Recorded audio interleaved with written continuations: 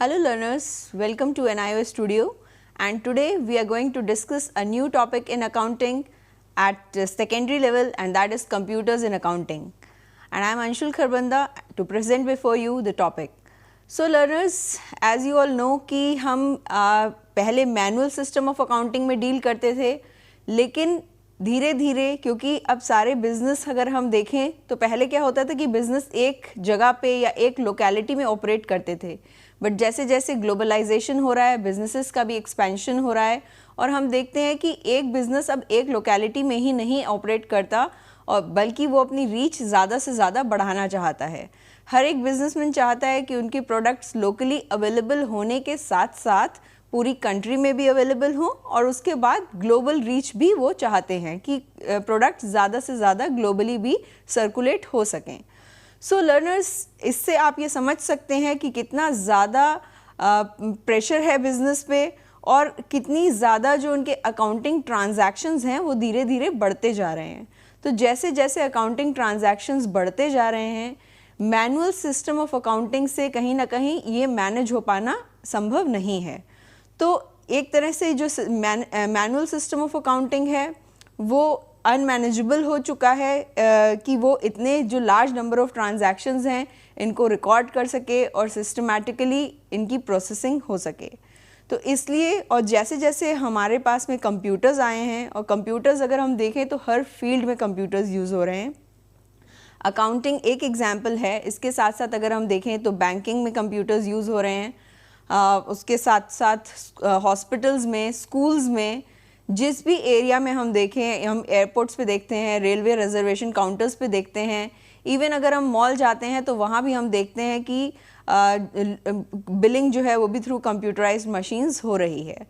तो हम सब ये जानते हैं कि कंप्यूटर्स अब हर जगह जो है अपना उनका नेटवर्क है और हमको अब कंप्यूटराइज्ड सिस्टम के हिसाब से ही चलना है क्योंकि वही हमारा फ्यूचर है, वही आने वाली पीढ़ी के लिए ज़रूरी है। सो लर्नर्स, जैसे जैसे हम पहले जो हमारा मैनुअल सिस्टम ऑफ अकाउंटिंग है उससे करते थे, लेकिन अब धीरे धीरे क्योंकि वो एब्सोल्यूट हो चुका है इसलिए हम कंप्यूटराइज्ड अकाउंटिंग की तरफ चल पड़े हैं। सो लर्नर्स, आज के इस डिस्कशन में हम जानेंगे कि कंप्यूटर का मीनिंग क्या है और उसकी करेक्टरिस्टिक्स क्या हैं, what are the different components of a computer, what are the various limitations of computer, what is the role of computers in accounting and manual accounting versus computerized accounting, what is the difference between them, and then what is the need for computerized accounting, क्या ज़रूरत है कि हमें computerized accounting की हमें ज़रूरत है। सो सबसे पहले जानना ज़रूरी है कि कंप्यूटर है क्या। मुझे लगता है आप सभी ने कंप्यूटर देखा होगा अपने आसपास। तो कंप्यूटर हम सभी जानते हैं कि कंप्यूटर एक इलेक्ट्रॉनिक डिवाइस है या एक मशीन है जो बहुत सारे फंक्शंस को परफॉर्म करता है and the functions which the computer performs, it is in accordance with the set of instructions which are given to the computer. These set of instructions are known as a program. तो जो set of instructions हम computer को देते हैं और computer follow करता है, उस सेट ऑफ इंस्ट्रक्शंस को हम प्रोग्राम कहते हैं। कंप्यूटर एक fast data processing electronic machine है। तो जैसा कि हमारी स्टेटमेंट भी कहती है कि fast data processing electronic machine, मतलब कि इसमें ये एक डेटा प्रोसेसिंग इलेक्ट्रॉनिक मशीन है। तो जो भी हम डेटा इसमें फीड करते हैं इसको जो है ये प्रोसेस करती है। और the computer, it can provide solution to all complicated situations like हमारे पास में कोई भी ऐसी difficult situations आ सकती हैं, जैसे कि हमने बात करी number of transactions बहुत ज़्यादा हो सकते हैं, या हमें instantly कोई रिपोर्ट देनी है। तो जब हमें instantly कोई रिपोर्ट देनी होती है तो मैनुअल सिस्टम ऑफ अकाउंटिंग भी हमें वो परमिट नहीं करता है, क्योंकि उसके लिए हमें सारे अकाउंट्स क्लोज करके उसके बैलेंसेस निकालने पड़ते हैं। लेकिन कंप्यूटराइज सिस्टम ऑफ अकाउंटिंग की मदद से हम किसी भी पर्टिकुलर डेट पे एक जो सॉल्यूशन है या फिर जो रिपोर्ट है वो हम दे सकते हैं अगर वो मैनेजमेंट के लिए रिक्वायर्ड है। तो कंप्यूटर जो है, what is a computer, it accepts data from the user. तो हमने बात करी कि it is a data processing machine. तो डाटा जो है वो यूज़र एंटर करते हैं और कंप्यूटर जो है उस डाटा को इंफॉर्मेशन में प्रोसेस करता है, कन्वर्ट करता है और जो डिज़ायर्ड रिज़ल्ट है वो देता है। डिज़ायर्ड रिज़ल्ट मतलब जो भी मांगा गया है या जो भी रिक्वायर्ड है। तो जैसा कि हमने बात करी कि किसी भी पर्टिकुलर डेट पे अगर हमसे ये पूछा जाए कि कैश बैलेंस कितना है, तो अगर हमें वो निकालना है तो थ्रू कंप्यूटर हम उसको रिट्रीव कर सकते हैं। तो हम इसलिए हम कंप्यूटर को डिफाइन कर सकते हैं कि computer is a device that transforms data into information.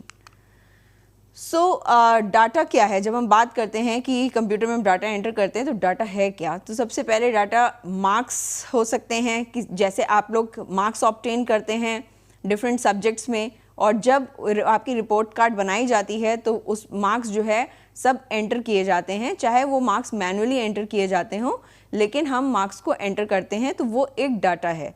इसी तरह से जब आप फॉर्म भरते हैं, आप कहीं पे भी फॉर्म भरें, बेशक आपने NIOS में भी एडमिशन के लिए फॉर्म भरा होगा, तो आप काफ़ी सारी उसमें डिटेल्स देते हैं, अपना नाम लिखते हैं, एज लिखते हैं, हाइट वेट लिखते हैं, या पेरेंट्स का नाम लिखते हैं, अपना ईमेल आईडी, फ़ोन नंबर। तो ये सब चीज़ें जो आप प्रोवाइड करते हैं ये इंस्टीट्यूशन के लिए डाटा है, क्योंकि वो एक स्टूडेंट्स का डाटाबेस बना के रखते हैं। तो कंप्यूटर को जो है हम डिफ़ाइन करते हैं in terms of its functions. वो जिस तरह से अपने फंक्शंस परफॉर्म करता है उस फंक्शंस के टर्म में हम कंप्यूटर को डिफ़ाइन करते हैं। सो नेक्स्ट, कंप्यूटर जैसा कि हमने कहा है वो एक मशीन है, एक इलेक्ट्रॉनिक मशीन है, एक डिवाइस है जिसमें जो डाटा को एक्सेप्ट करता है, डाटा को स्टोर करता है, उसे प्रोसेस करता है, और जब हमें ज़रूरत हो हम इंफॉर्मेशन को रिट्रीव कर सकते हैं, और जो भी हमारा स्टोर डाटा है जब भी हमें उसकी ज़रूरत हो हम उसको रिट्रीव कर सकते हैं, और डिज़ायर्ड रिज़ल्ट को हम डिज़ायर्ड फॉर्मेट में प्रिंट कर सकते हैं। डिज़ायर्ड रिज़ल्ट मतलब जो भी हम इंफॉर्मेशन कंप्यूटर से चाहते हैं, जो भी हम इंफॉर्मेशन रिट्रीव करना चाहते हैं वो हमारे लिए डिज़ायर्ड इंफॉर्मेशन है। और डिज़ायर्ड फॉर्मेट मतलब हम किस फॉर्मेट में उसे देखना चाहते हैं, उसी फॉर्मेट में हम उसे प्रिंट कर लेते हैं। सो कंप्यूटर्स की कुछ कैरेक्टरिस्टिक हैं, कुछ कैरेक्टरिस्टिक फीचर्स है कंप्यूटर्स के, जैसे कि स्पीड है, it has high speed, storage है, एक्यूरेसी है, डिलीजेंस है, वर्सेटिलिटी है, कम्युनिकेशन है, और प्रोसेसिंग पावर है। तो ये जो है ये डिफरेंट कैरेक्टरिस्टिक्स हैं जिसको जो कंप्यूटर में हमें देखने को मिलती हैं। तो हम वन बाय वन इनको डिस्कस करेंगे। सबसे पहले अगर हम स्पीड देखें तो हम सभी जानते हैं कि कंप्यूटर जो है वो ह्यूमन बींग्स के हिसाब से उसकी स्पीड बहुत ज़्यादा होती है, मिलियन टाइम्स फास्टर हम कह सकते हैं कि कंप्यूटर जो है वो डेटा को प्रोसेस करता है, और ह्यूमन बींग से बहुत ज़्यादा फास्ट वो काम कर सकता है। उसके बाद हम देखते हैं कि कंप्यूटर जो है वो डेटा को स्टोर करता है, अपनी मेमोरी में स्टोर करता है, और प्रोसेस करता है जब कहा जाए, जब उसको ऐसे इंस्ट्रक्शंस दिए जाएं, और डिज़ायर्ड रिजल्ट्स जो है वो प्रोड्यूस करता है। तो एसेंशियली अगर हम देखें, क्योंकि हम बार बार कह रहे हैं कि कंप्यूटर डेटा को प्रोसेस करता है, तो इसलिए हम ये कह सकते हैं कि कंप्यूटर एसेंशियली जो है एज अ डेटा प्रोसेसर हम कंप्यूटर को यूज़ करते हैं। जो कंप्यूटर ऑपरेशंस हैं वो they are being done at the speed of light, क्योंकि हम सभी जानते हैं कि स्पीड ऑफ लाइट बहुत फास्ट होती है। तो जो कंप्यूटर ऑपरेशंस हैं वो भी हम इसीलिए उसको स्पीड ऑफ लाइट से कंपेयर करते हैं कि with in a fraction of seconds हम जो बड़ी बड़ी कैलकुलेशंस में उसमें कैलकुलेट करना चाहते हैं वो तुरंत हमारे पास कैलकुलेट होके और रिज़ल्ट हमारे सामने आ जाता है।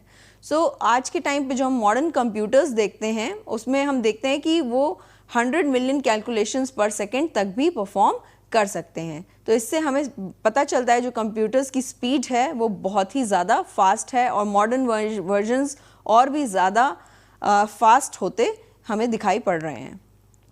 उसके बाद जो नेक्स्ट कैरेक्टरिस्टिक फीचर है वो स्टोरेज है। हम सभी जानते हैं कि अगर कंप्यूटर्स ना होते तो हमारे ऑफिसेस जो हैं उसमें कितने सारे पेपर्स और फाइल्स और सब चीज़ें अवेलेबल रहती। इवन अगर आप स्कूल्स में देखें तो भी पेपर जो है बहुत कम हो गया है। क्यों कम हो गया है? क्योंकि बहुत सारी चीज़ें हैं जो पहले हमें फाइल्स में स्टोर करनी पड़ती थी, हमें उसके लिए अलग अलग रूम्स डेजिग्नेट करने पड़ते थे, और फाइल्स में जो है हमें इंफॉर्मेशन को स्टोर करके रखना पड़ता था। और कंप्यूटर्स में ये सभी चीज़ें बहुत छोटी सी जगह पे स्टोर हो जाती हैं, और कंप्यूटर में कैपेबिलिटी होती है कि वो बहुत डाटा जो है, बहुत बड़ा अमाउंट जो है डाटा का और या इंफॉर्मेशन का, उसको भी एक कॉम्प्लेक्स, ये एक छोटे फॉर्म में अपने पास में स्टोर कर सकते हैं। उसके बाद कंप्यूटर्स जो हैं उनके पास में ह्यूज कैपेसिटी होती है कि वो डेटा को स्टोर कर पाएँ एक छोटी सी फिजिकल स्पेस में, जिसको हमने ऑलरेडी डिस्कस किया। इंफॉर्मेशन को स्टोर करने के साथ साथ कंप्यूटर्स, अगर हम आजकल देखें तो वो पिक्चर्स भी स्टोर कर पाते हैं, इवन साउंड हम डिजिटल फॉर्म में स्टोर कर पाते हैं। तो बहुत सारी चीज़ें हैं आप देखते हैं कि जो आप कंप्यूटर्स पे अपने स्टोर करते हैं। So the next characteristic feature of computer is accuracy. Computers की जो एक्यूरेसी है उसमें हमें कोई भी संदेह नहीं रहता है, क्योंकि जो कंप्यूटर्स जो परफॉर्म करते हैं, जो अरिथमेटिकल कैलकुलेशंस परफॉर्म करते हैं, जो दूसरे कैलकुलेशंस भी परफॉर्म करते हैं, वो हर एक कैलकुलेशन वो सेम एक्यूरेसी के साथ करते हैं। अगर कंप्यूटर्स में कुछ एरर्स होती भी हैं तो हम देखते हैं कि वो कंप्यूटर की वजह से या कंप्यूटर के पार्ट पे वो एरर नहीं होती हैं, वो टेक्नोलॉजिकल वीकनेसेस नहीं हैं। रादर देन हम देखते हैं कि जो यूज़र है उनकी तरफ से कई बार कोई गलती हो जाती है कि उन्होंने एक रॉन्ग प्रोग्राम एंटर कर दिया या फिर इनएक्यूरेट डेटा फीड कर दिया। जैसे अगर मान लीजिए कोई नाम एंटर कर रहे हैं, हो सकता है गलत स्पेलिंग एंटर कर दी हो, या कुछ अगर डिजिट एंटर कर रहे हैं तो हो सकता है 1 लाख की जगह 10,000 एंटर कर दें। तो इस तरह की जो गलती होती है जो हम डाटा एंट्री के टाइम कर देते हैं, इससे जो है कैलकुलेशंस में मिस्टेक्स हो जाती हैं और इवन कंप्यूटर के पार्ट में हम श्योर रह सकते हैं कि जो भी कैलकुलेशंस परफॉर्म की गई हैं वो अटमोस्ट एक्यूरेट होंगी। उसके बाद जो नेक्स्ट कैरेक्टरिस्टिक फीचर है कंप्यूटर का वो है डिलिजेंस। जैसा कि हम सभी जानते हैं कि हम सुबह आकर जब अपना काम करना शुरू करते हैं तो हम सभी बहुत फ्रेश होते हैं। जब हम सुबह सो के उठते हैं, अगर हम तब पढ़ने बैठते होंगे आप भी, तो आप देखते होंगे आप काफ़ी फ्रेश फील करते हैं सुबह। और जैसे जैसे दिन निकलता जाता है तो कहीं ना कहीं हम कह सकते हैं कि हमारा जो कंसंट्रेशन है वो थोड़ा कम होता जाता है, या फिर समय के साथ हम थोड़ा टायर्ड फील करते हैं। तो मे बी जो एक्यूरेसी हमारी सुबह 9 या 9:30 बजे होती है वो शायद शाम को 7-8 बजे तक होते होते कम हो जाए। लेकिन जब हम कंप्यूटर्स की बात करते हैं तो कंप्यूटर्स के केस में चाहे कंप्यूटर्स को 10 मिलियन कैलकुलेशंस भी करनी पड़े, वो उसी स्पीड से करेंगे, उसी एक्यूरेसी के साथ करेंगे जैसे कि कंप्यूटर ने फर्स्ट कैलकुलेशन की थी। तो ये जो कंप्यूटर की कैरेक्टरिस्टिक फीचर है ये बहुत इम्पॉर्टेंट है, जिससे हमें ये पता चलता है कि कंप्यूटर जो है वो इररिप्लेसेबल हैं और हम जो भी कैलकुलेशन कंप्यूटर पे करते हैं वो सेम एक्यूरेसी के साथ, चाहे वो सुबह हो, चाहे वो दिन हो, चाहे वो शाम हो, वो सेम एक्यूरेसी के साथ उसे परफॉर्म करते हैं। उसके बाद जो नेक्स्ट कैरेक्टरिस्टिक फीचर है कंप्यूटर्स की वो है वर्सेटाइलिटी। वर्सेटाइल मतलब कंप्यूटर्स जो है वो wide range of jobs perform कर सकते हैं। बहुत सारे जॉब्स हम देखते हैं कि कंप्यूटर्स परफॉर्म कर सकते हैं। जैसे कि ऑलरेडी हमने बात करी कि कंप्यूटर्स बैंकिंग सेक्टर में हैं, कंप्यूटर्स स्कूलिंग में हैं, स्कूलिंग सेक्टर में हमें देखने को मिलते हैं, या फिर हम रेलवे रिजर्वेशंस के लिए जाते हैं या एयरपोर्ट बुकिंग्स के लिए देखते हैं, तो हर जगह हम कंप्यूटर्स देखते हैं कि यूज़ में हैं। तो इससे हमें पता चलता है कि computers wide range of jobs perform कर सकते हैं और जो उनकी स्पीड है या एक्यूरेसी और डिलीजेंस है वो उतनी ही रहती है या वो अच्छे से उसको मेंटेन करते हैं। सेम कंप्यूटर भी हम देखते हैं कि उसे डाइवर्स पर्पसेस के लिए यूज़ किया जा सकता है। जैसे हम यहाँ पर तो बात कर रहे हैं कंप्यूटर्स इन अकाउंटिंग की, मतलब कि अकाउंटिंग में हम किस तरह से कंप्यूटर्स को यूज़ करते हैं, लेकिन उसके अलावा आप जानते हैं कि गेम्स खेलने के लिए भी हम कंप्यूटर्स को यूज़ कर सकते हैं, या फिर इलेक्ट्रिक बिल्स अगर हमें जनरेट करने हैं, या फिर अगर हमें कम्युनिकेशन के लिए ईमेल्स भेजने हैं या सोशल मीडिया को एक्सेस करना है। बहुत सारे यूजेस कंप्यूटर के होते हैं जिसके लिए कंप्यूटर्स को यूज़ किया जाता है। इसलिए हम ये नहीं कह सकते कि यहाँ पे तो हम चर्चा कर रहे हैं कंप्यूटर्स इन अकाउंटिंग पे, बट अदरवाइज़ हम सभी जानते हैं कि कंप्यूटर्स को हम डाइवर्स पर्पसेस के लिए यूज़ करते हैं। वो आप सभी उससे ज़्यादातर चीज़ों से वाकिफ़ हैं। उसके बाद जो नेक्स्ट कैरेक्टरिस्टिक फीचर है वो है कम्युनिकेशन। कंप्यूटर्स को जो है एक पावरफुल टूल की तरह, एक पावरफुल कम्युनिकेशन टूल की तरह यूज़ किया जाता है। अगर हम ऑफिसेस की भी बात करें तो कंप्यूटर नेटवर्किंग सिस्टम अवेलेबल होता है, जहाँ पे कंप्यूटर्स एक नेटवर्क के थ्रू एक दूसरे कंप्यूटर से कनेक्टेड रहते हैं और जो भी इंफॉर्मेशन आपस में कलीग्स को शेयर करनी चाहिए वो उसको शेयर कर पाते हैं। इसी तरह से अगर हम कोविड का एग्जाम्पल भी देखें तो आजकल हम देख रहे हैं कि कोविड की वजह से सारी क्लासेस स्कूल्स जो हैं वो सब ऑनलाइन हो रहे हैं और सभी बच्चे ऑनलाइन क्लासेस अटेंड कर रहे हैं।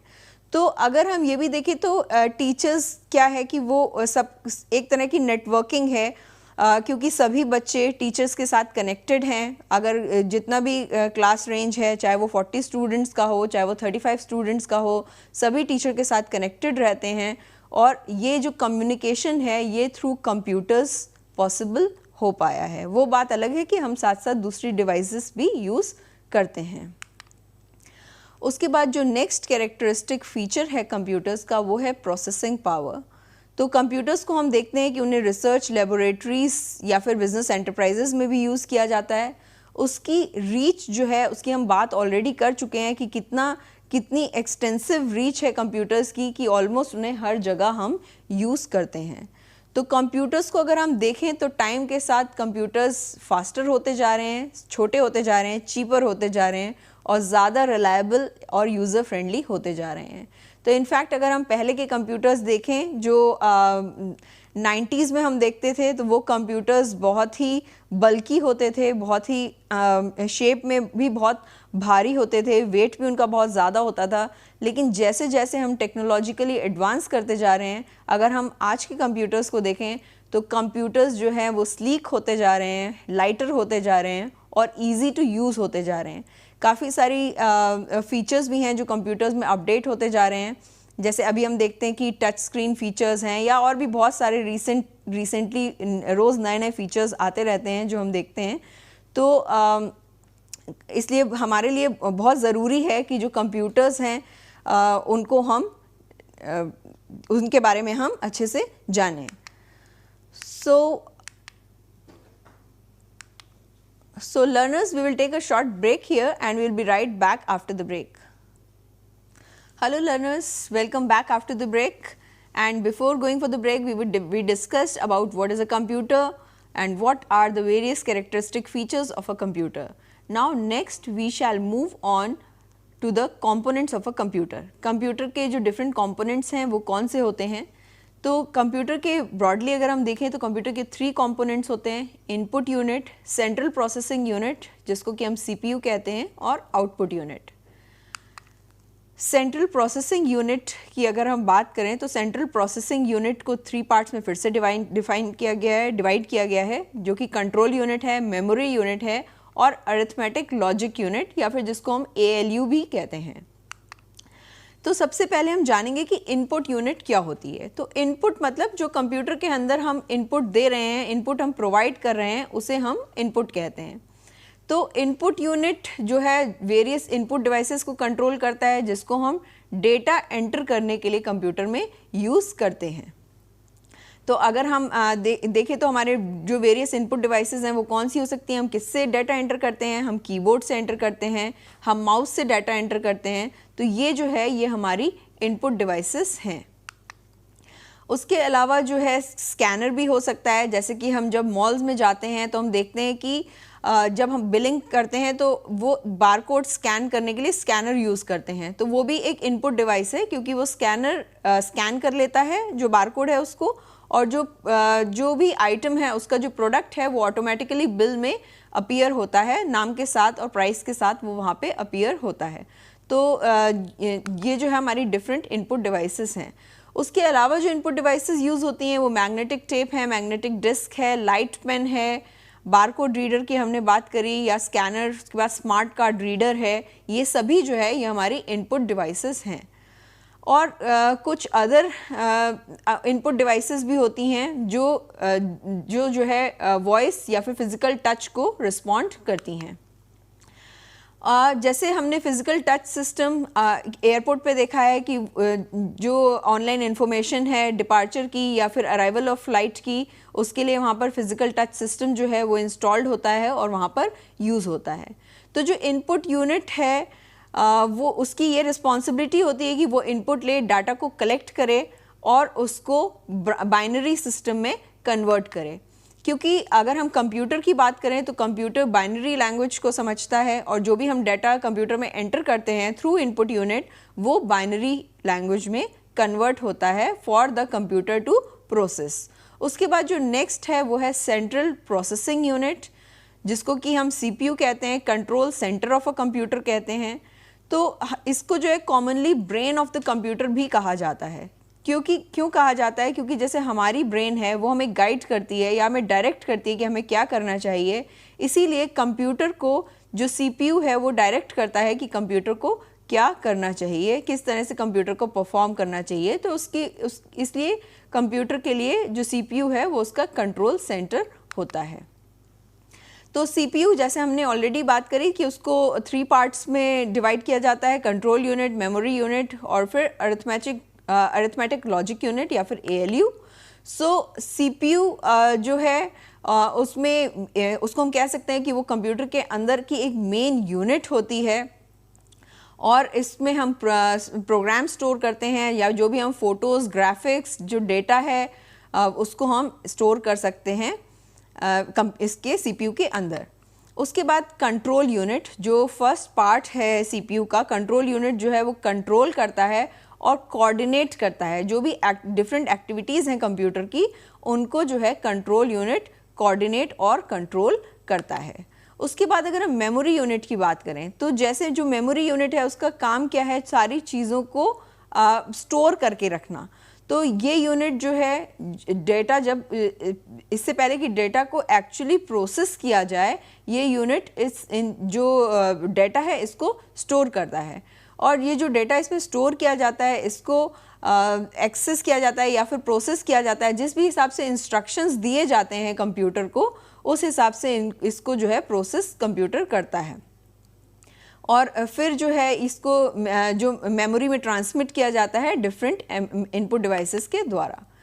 उसके बाद जो नेक्स्ट है वो है अरिथमेटिक एंड लॉजिक यूनिट। जब हम अरिथमेटिक एंड लॉजिक यूनिट की बात करते हैं तो जो हम डिफरेंट अरिथमेटिकल कैलकुलेशंस करते हैं कंप्यूटर पे या फिर डिफरेंट कंप्यूटेशंस करते हैं, जैसे एडिशन कर रहे हैं, सब्ट्रैक्शन, डिवीजन या मल्टीप्लिकेशन, अगर हम कोई भी ये फंक्शंस परफॉर्म करते हैं तो ये जो है इसकी जो रिस्पॉन्सिबिलिटी है वो अरिथमेटिक लॉजिक यूनिट की होती है।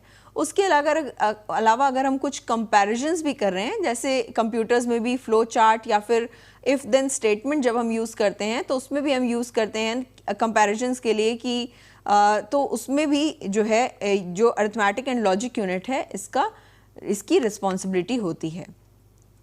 So it also performs logical functions which include comparisons among the variable and data items। अगर data items में कुछ भी compare करना है तो उसके लिए भी हम arithmetic logic unit की responsibility होती है कि वो इन functions को perform करें।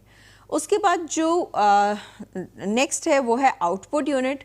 जब data process हो जाता है तो data जो है वो computer language में है और वो हमें समझ में नहीं आता है, तो इसलिए ये इंश्योर करने के लिए कि जो डेटा जो आउटपुट है वो इस फॉर्म में हो कि हम उसे समझ पाएँ, ह्यूमन रीडेबल फॉर्म में हो और यूज़र उसको अंडरस्टैंड कर पाएँ, इसलिए आउटपुट यूनिट ये जिम्मेदारी जो है ये आउटपुट यूनिट की होती है।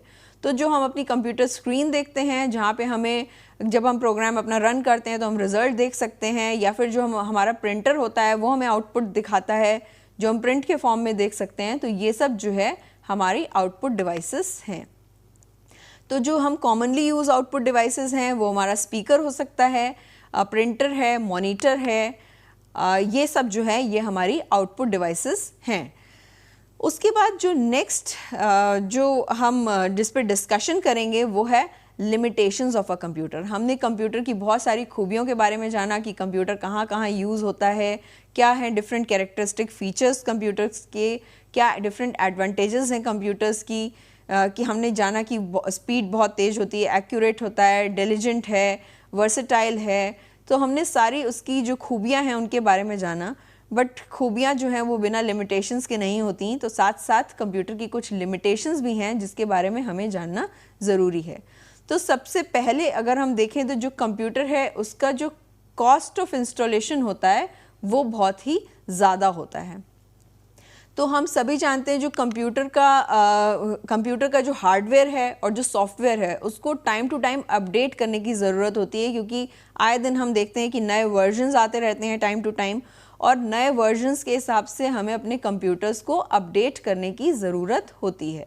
अगर हम अपडेट नहीं करते तो फिर हम कहीं ना कहीं समय के साथ पीछे भी हो जाते हैं और हमें दूसरी प्रॉब्लम्स भी आती हैं, जो कई टेक्नोलॉजिकल एरर्स भी होती हैं जो फिर कंप्यूटर्स में हमें फेस करनी पड़ती हैं। जैसे अगर हम वर्ड फॉर्मेट को ही देखें तो जो पहले वर्ड फॉर्मेट यूज़ होता था और जो अब अपडेटेड वर्ड फॉर्मेट है उसमें काफ़ी डिफरेंसेस आ गए हैं, और हमें ज़रूरत है कि हम न्यू वर्जन्स में टाइम टू टाइम उसको अपडेट करें।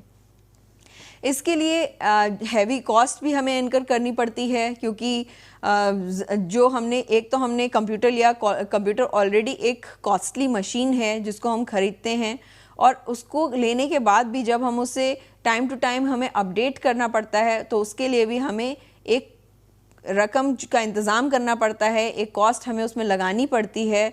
जैसे जैसे एग्जिस्टिंग वर्जन्स हैं उनमें चेंजेस होते हैं तो हमें इस चीज़ का ध्यान रखना पड़ता है। नेक्स्ट जो है वो है high cost of training.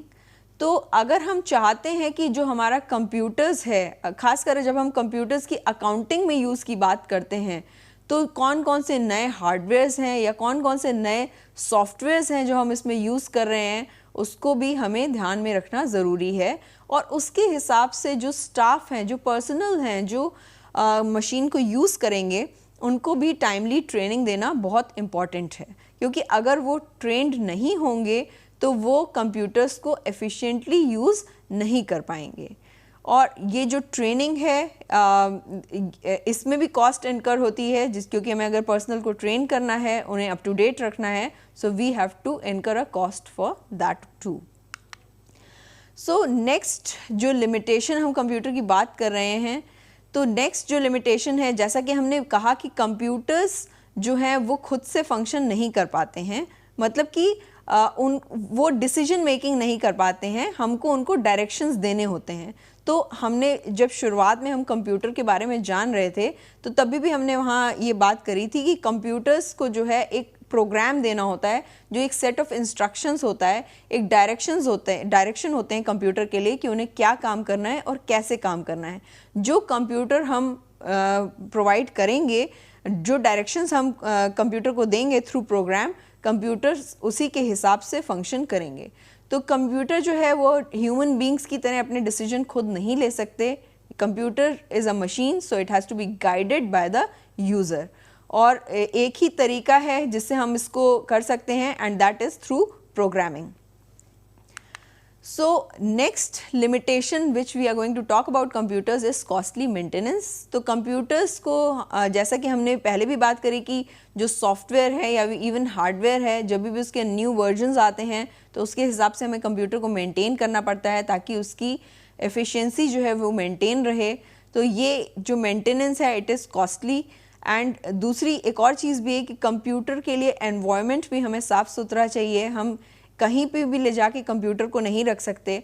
Computer के लिए हमें नीट एंड क्लीन, साफ़ सुथरा एटमॉस्फेयर चाहिए जिससे कंप्यूटर एफिशिएंटली परफॉर्म कर सके और उसकी मेंटेनेंस पे हमें ज़्यादा खर्च ना करना पड़े। और ज़्यादातर आप देखेंगे तो कंप्यूटर्स को प्रेफर किया जाता है कि उन्हें एयर कंडीशन रूम्स में यूज़ किया जाए। एक रिक्विजिट टेम्परेचर भी ज़रूरी है उस रूम का जहाँ हम कंप्यूटर्स को रखते हैं। So next limitation of computers is, दो हमने उसकी इतनी सारी खूबियों के बारे में पहले ही जान चुके हैं, बट कुछ डेंजर्स भी हैं हमारी हेल्थ के लिए।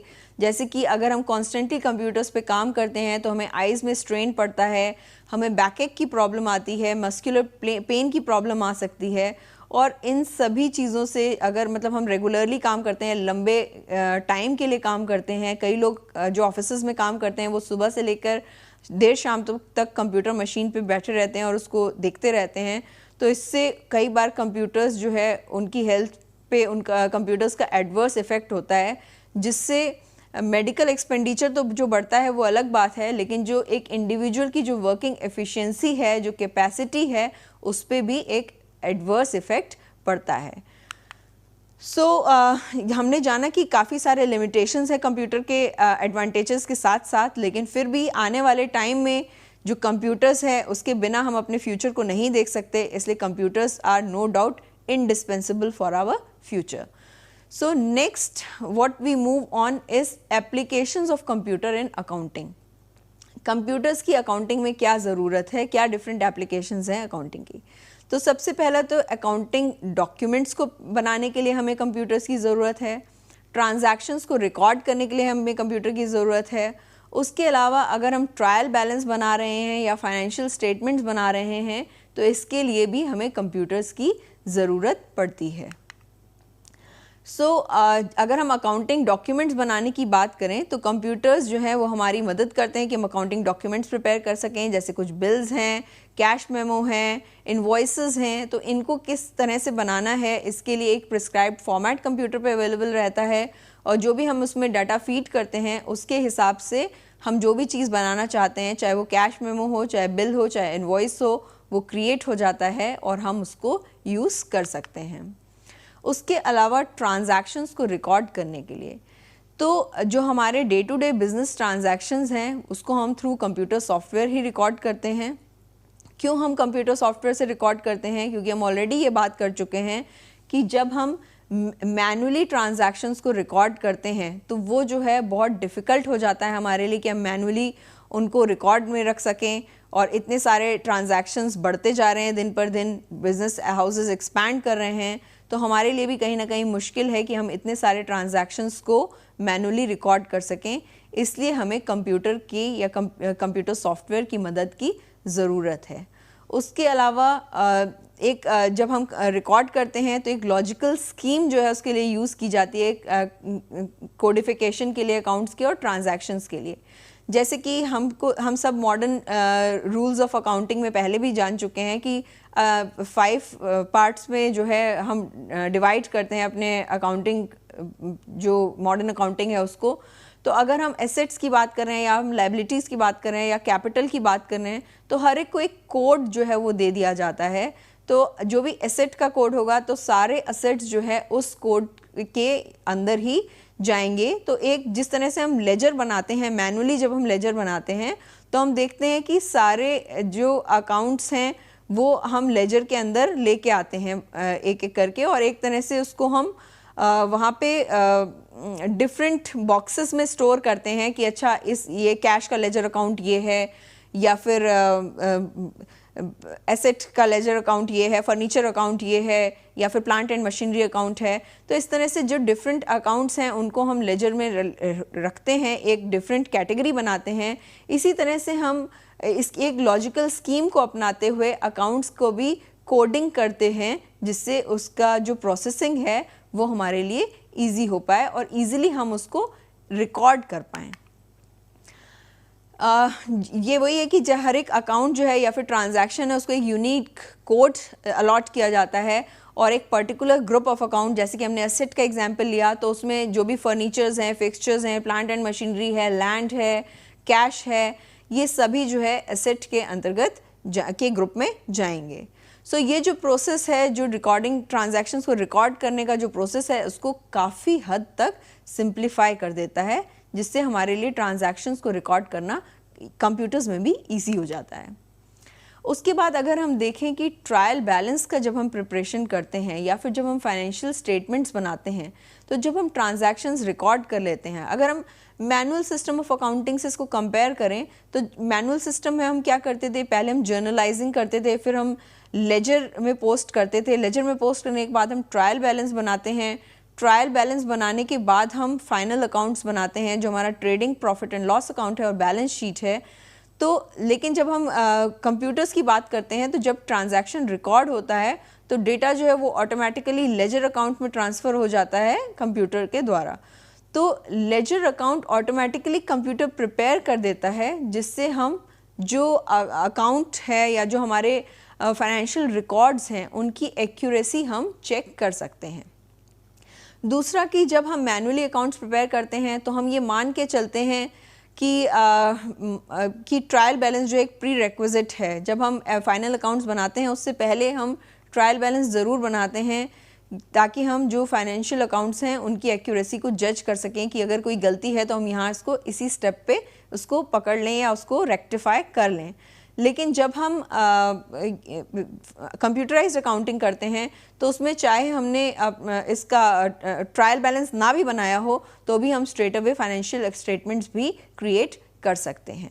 बट एनीवेज ट्रायल बैलेंस अगर हमें चेक करने, कंप्यूटर की एक्यूरेसी चेक करने के लिए देखना है तो वो कंप्यूटर्स जो है प्रिपेयर करता है। तो जैसे एक एग्जांपल है ट्रायल बैलेंस का, जो भी हम एंट्रीज करेंगे वो ऑटोमेटिकली हम देखेंगे जब हम कंप्यूटर से हमारा ट्रायल बैलेंस जनरेट होगा तो उसमें हमें हर एक अकाउंट अलग अलग देखना हो तो वो भी शायद हमें देखने को मिलेगा। लेकिन अगर हम पूरा ट्रायल बैलेंस देखना चाहें तो वो भी हम देख सकते हैं कि जैसे इसमें हम देख सकते हैं कि एक ट्रायल बैलेंस हमें दिया हुआ है और रेंट, ब्रोकरेज और कैश जो है इनके डेबिट बैलेंसेस यहाँ पे हमें दिखाए हुए हैं और कमीशन और जो इंटरेस्ट रिसीव्ड है उसके क्रेडिट बैलेंसेस दिखाए हुए हैं। तो इसी तरह से जब हम कंप्यूटर में एंट्री करते हैं और कुछ टाइम के बाद अगर हम अपना ट्रायल बैलेंस देखना चाहते हैं कि हमारा ट्रायल बैलेंस कैसा दिखता है, वो टैली कर रहा है या नहीं टैली कर रहा है, तो हम उसको वहाँ से देख सकते हैं। जैसा कि इस केस में भी हम देख पा रहे हैं कि हमारा जो ट्रायल बैलेंस है वो टैली कर रहा है। उसके बाद preparation of trial balance and financial statement, जब हम ट्रायल बैलेंस बना लेते हैं तो उसकी मदद से हम कंप्यूटर को प्रोग्राम कर सकते हैं कि वो trading and profit and loss account और बैलेंस शीट भी बना लें। तो जो हमारा trading profit and loss account है इसके बारे में हम पहले भी जान चुके हैं और जिसका परफॉर्मा है वो आप स्क्रीन पे देख सकते हैं कि जो trading profit and loss account है वो किस तरह से बना हुआ है। तो जब हम अपने ट्रायल बैलेंस का जो फॉर्मेट है वो कंप्यूटर के पास ऑलरेडी क्रिएट हो जाता है, उसके बाद अगर हम प्रॉफिट एंड लॉस अकाउंट देखना चाहें या ये जो है ये कंप्लीट आप देख सकते हैं कि इसमें ट्रेडिंग अकाउंट और प्रॉफिट एंड लॉस अकाउंट आपको दोनों देखने को मिल रहे हैं, क्योंकि ऊपर आप देखें ट्रेडिंग अकाउंट में तो आपको ग्रॉस प्रॉफिट दिख रहा है और नीचे अगर आप प्रॉफिट एंड लॉस अकाउंट देखें तो उसमें आपको नेट प्रॉफिट देखने को मिल रहा है। तो इसमें हम देखते हैं कि जो हमारा ट्रेडिंग अकाउंट और प्रॉफिट एंड लॉस अकाउंट है वो दोनों कंबाइंड हैं और कंप्यूटर जो है इसको हमारे लिए विद इन सेकेंड्स क्रिएट कर देता है। उसके बाद बैलेंस शीट, जब हम एक बार ट्रायल बैलेंस हमारा बन जाता है और उसके बाद हमारा trading profit and loss account बन जाता है, उसके बाद जब हम अपना बैलेंस शीट देखना चाहते हैं तो बैलेंस शीट जैसे कि हम ऑलरेडी प्रीवियस चैप्टर्स में इसको डिस्कस कर चुके हैं कि एक स्टेटमेंट ऑफ अकाउंट्स होता है जिसको हम एक पर्टिकुलर डेट पे बनाते हैं, जिसको हम पोजीशन स्टेटमेंट ऑफ फर्म भी कहते हैं, जिससे हमें फर्म की पोजीशन पता चलती है कि as on this date firm की क्या पोजीशन है।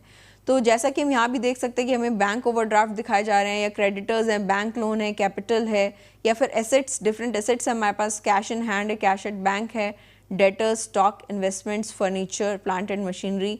तो हम इस केस में भी देख रहे हैं कि हमारा जो बैलेंस शीट है वो टैली हो रही है। 1,15,000 दोनों ही साइड्स का टोटल है, चाहे वो एसेट साइड हो चाहे लायबिलिटी साइड, बैलेंस शीट हमारी टैली हो रही है। इसका मतलब कि हमारे अकाउंट्स जो हैं वो बिल्कुल एक्यूरेट हैं। तो जैसा कि हम मैनुअल सिस्टम ऑफ अकाउंटिंग में करते थे कि मैनुअल सिस्टम ऑफ अकाउंटिंग में हम क्या करते थे कि जब हमें कोई अगर हमारा अकाउंट टैली नहीं कर रहा है तो हमें ज़रूरत पड़ती थी कि हम उसे ढूंढें कि कहाँ पे गलती आ रही है या किस तरह से हो रहा है, या फिर हम उसमें रेक्टिफिकेशन ऑफ एरर्स के लिए एंट्री पास करते थे या बैलेंसेस को रिकंसाइल करने की कोशिश करते थे।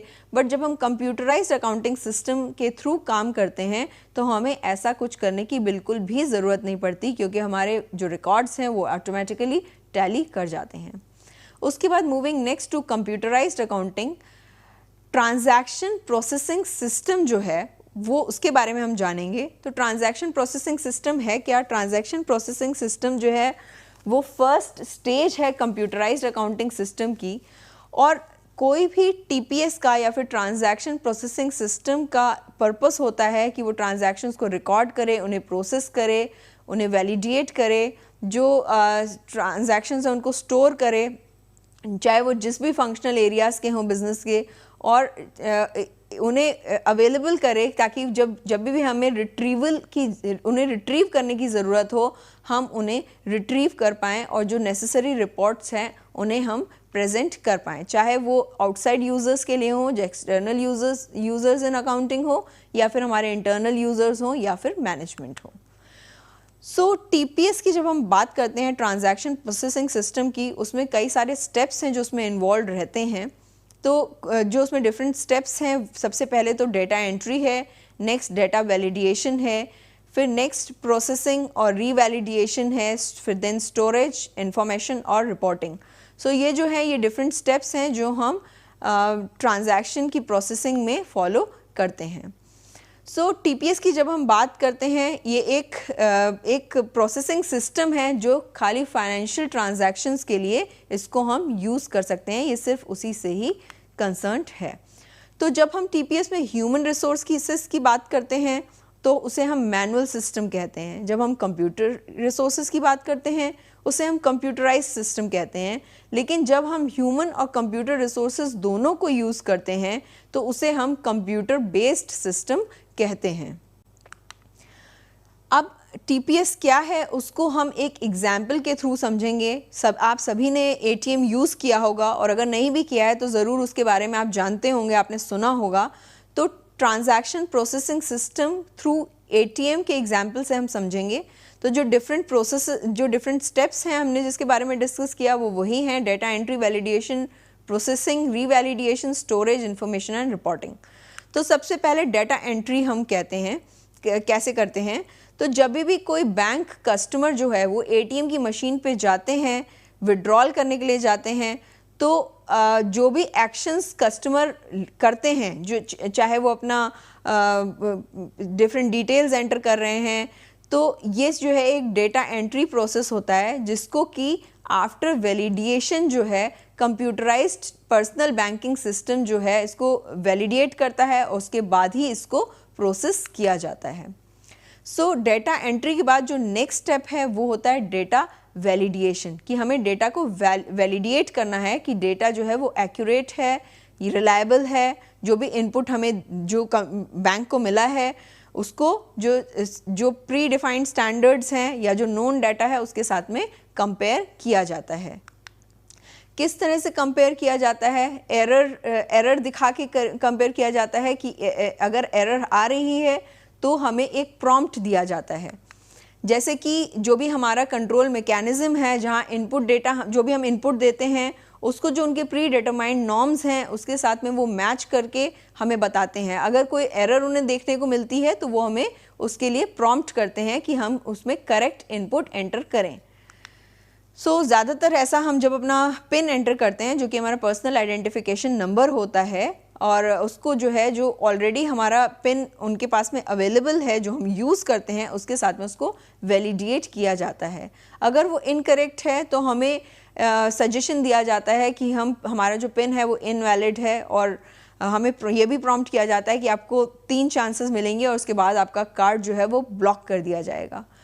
तो इसके बाद में ये हमारे लिए एक प्रॉम्प्ट है कि हम अपना जो पिन है, अगर हमें करेक्ट पिन पता है तो हम उसको एंटर करें। और एक बार पिन जब वैलिडेट हो जाता है तो ऐसा नहीं है कि हम जो भी अमाउंट डालेंगे वो हमारे लिए निकल के आ जाएगा। उसके बाद वो ये भी चेक करते हैं कि जो हमारी प्री स्पेसिफाइड लिमिट है विड्रॉल की वो कितनी है। तो क्या हम, अगर ऐसा तो नहीं कि हमें विड्रॉल जो है वो खाली 15,000 पर डे तक हमारा लिमिट है और हम जो है विड्रॉ करना चाहते हैं 25,000 रुपये, तो अगर हम ऐसा करना चाहेंगे तो वो बिल्कुल भी हमें अलाउ नहीं करेगा। जो कंप्यूटराइज सिस्टम है वो बिल्कुल भी हमें ऐसा करने के लिए अलाउ नहीं करेगा। तो जो हमारी विड्रॉल लिमिट है उसके अंदर ही हमें स्पेसिफाइड अमाउंट जो है उसमें डालना होता है।